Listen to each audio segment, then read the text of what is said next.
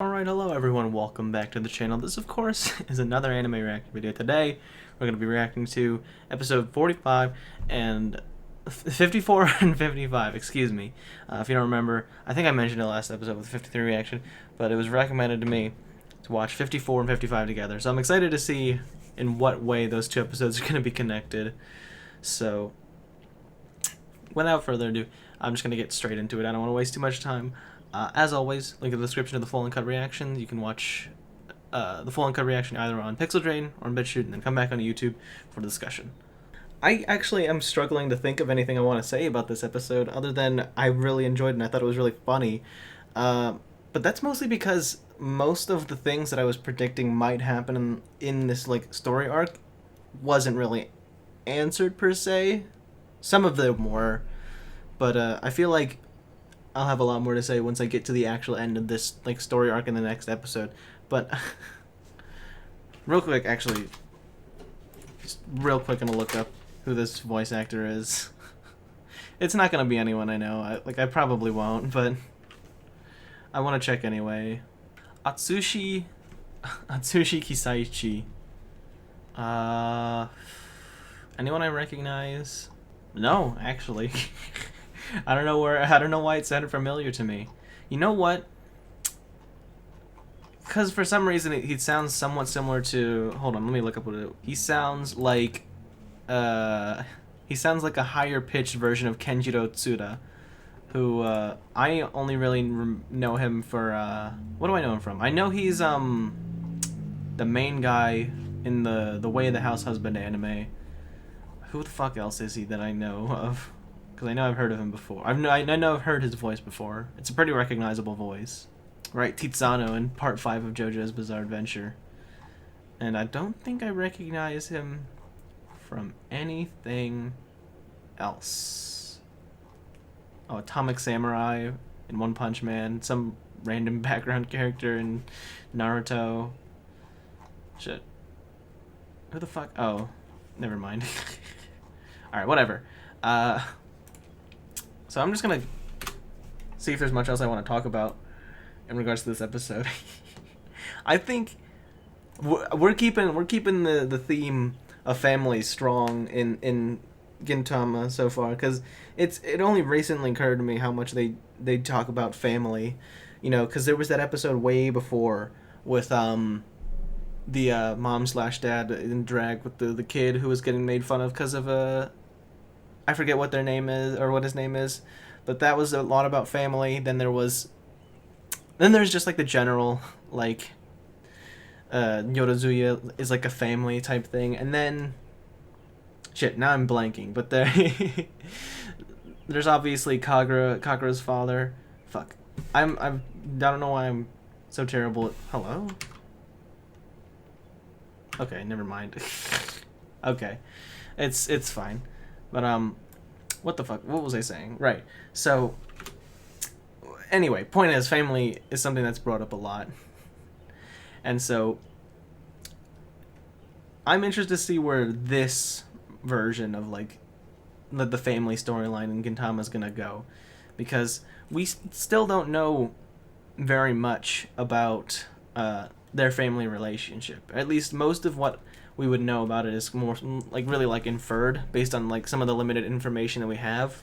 He obviously got plastic surgery done, and there was that line from Kyoshiro who was saying that they were too ashamed to go see their parents, and then they've obviously gotten involved with some bad things. So it's gonna be interesting to see where this goes, because I think most of the time, if I'm remembering correctly, a lot of the pain in the parental relationships in Gintama that we've seen so far has been from, I can't think straight, has been from, you know, the parents doing something a certain way because of certain experiences, and while they may or may not be justified, it ended up making things probably for the worse. So, and in this scenario, it seems like it's the opposite of that. It seems like the Hachiro got into some bad stuff. He's ashamed to go see his parents, so he's just trying to do what he can, and I imagine maybe there might be an emotional moment where he says the reason why he ran away and is avoiding his mother is because he's ashamed to see her because of all the things he's done. And she's gonna be like, oh, you thought I didn't recognize you? I recognized you the whole time, and I don't care if you've done bad things. You're still my son, so I love you, type thing. So that's gonna be really interesting. Yeah, because, yeah, no, never mind. Never mind. So that's kind of what my prediction is as of right now. Obviously, I know when I actually get to the episode. But that's like the main point. I still can't believe it was over so quickly. I did not actually know it was going to be over so quickly. But, yeah. Really, really interested to see where this is going to go in the next episode. Other than that sort of new take on, like, troubled familial relationships, other than like it being somewhat different than what we're normally used to, pretty standard for the most part in terms of animation and soundtrack and comedy. I like the new OST for Kyoshido. I like that song. It's nice. It's pretty fitting, if you ask me. But I'm about to start episode 54 here. Going back to the main plot of this episode, that being with the whole mother thing, man, I gotta say, that's one of the things I like about this show, is that they know how to, how do I put this? They know how to have, like, a sort of a satisfying conclusion to the story they were telling without it being what you would normally consider to be a satisfying conclusion, because for what I was thinking was going to end was going to be like a heartfelt speech between, or a conversation between the mother and the son, where she explained that she didn't, where she explained that she would never feel disappointed in her son, but she didn't, because she just left a letter, because she knows that, and what Hachiro was saying was that Kyoshiro, or the real Hachiro, apparently he never did anything wrong to begin with, which is an interesting thing to say, is that because that's the whole reason he didn't want to see his mother, is because he didn't want to, like, disappoint her or anything like that. He wanted to have his head held high. So that implies to me that it's not that he was ashamed of anything, it's just he wasn't in the place he wanted to be before he meets her, and he thought maybe she wouldn't be proud of him for not being, like, higher up. I don't know exactly what it is. I'm sure someone can clarify. But either way, obviously, because the mother knew the whole time, so she knew that that the son didn't want to see the mother right now because he would feel shameful, I believe is what they were saying. So she didn't force that, despite her being pushy a lot, with the kinds of food people eat, the kinds of or the number of times she chews before you're supposed to swallow or whatever. She's very strict about how you do things, but she's still a very understanding and a very supportive mother, so that's very sweet.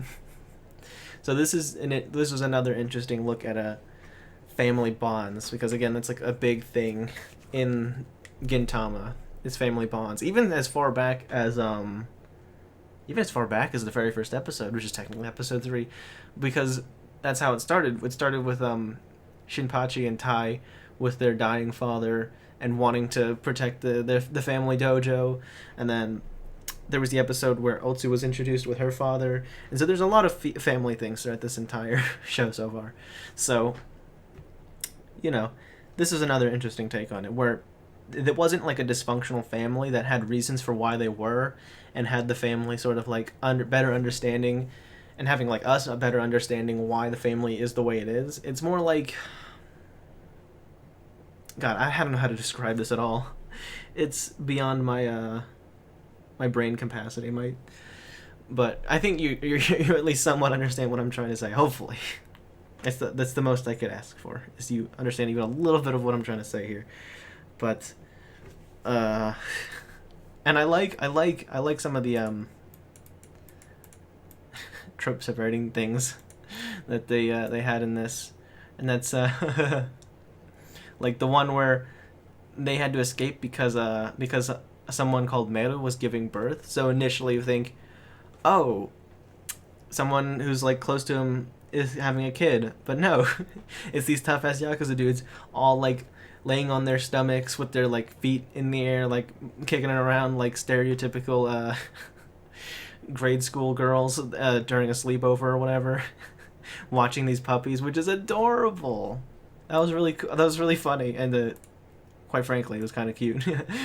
How they're, despite being really tough, they're in like a messy room, looking like they're at a slumber party, looking at these puppies. Like, come on. I get they're all grown ass men, but it's cute, right? Right? Anyway, and then the other one being obviously who is the old lady's kid, and that this Hachiro person is a transvestite, which I was not expecting at all. I didn't even expect that, because I think the last time we had something similar to that was with the drag queen mom. I said I was a little bit off. Excuse me. Okay, so as far as I'm aware, and feel free to correct me if I'm wrong, transvestite is like an old word. I'm pretty sure people don't use that anymore. I think people use crossdresser more. Based on the information given this episode, he says transvestite, which is just dressing up in clothes that are associated with the opposite sex. But it seemed like he was identifying as male, Hachiro, like now. So that wouldn't be transvestite, because transvestite, like, I guess, looks like I was saying, that's more of like an outdated term from what I know, and people don't use it anymore. So crossdresser more like. But even then, based on what he was saying, that he used to be someone else's daughter, maybe it's like a subtitle thing. But I don't know. It's just something I picked up a little bit. But that was an interesting topic. I didn't expect Gintama to talk about. I guess maybe because Sorachi is very willing to experiment with the kinds of things he puts in his manga, because we had a lot of different things. There have been a lot of crazy things going on in this show, and honestly, having Hachiro as a character is like not even the weirdest thing to come out of this show. I mean, which episode was it? With the Go Ninja. Fuck, I need to go look it up now. Because that was probably one of the weirdest episodes, just because of all of the shit and ass stuff. You know? I need to fuck. Hello? Yeah, episode 44, I think it was. Just that's probably the weirdest episode so far. Just because of how much how do I put it? Ass play was involved. I don't know if that's the right word. But anyway, another really cool episode. I think set of episodes. They're not as strong as like some of the other episodes, especially not as strong as like some of the other like emotional heartstring tugging episodes, but it was still a really good episode, and started getting me with feelings, you know. I don't know, this is probably not a very good thing, but I just remembered that watching these emotional episodes when a majority of this series, especially towards the beginning, was just ridiculous comedy. It reminds me of, I forget which episode, but one of the episodes of Lucky Star, I think episode 22 or something like that, where near the end, the ghost of one of the characters' moms comes in, and it's just like, I'm here for a goofy slice of life comedy about typical Japanese high school girls, but now I'm like on the verge of crying. It's not fair. If you haven't watched Lucky Star, I recommend it. It's a lot of fun. But anyway, that's all I had to say about this episode. So, if you enjoyed the video, make sure to press the like button. And make sure to hit the subscribe button as well. Hit the notification bell so you don't miss a single upload of Gintama or anything else in the future. Thank you again for watching. Peace.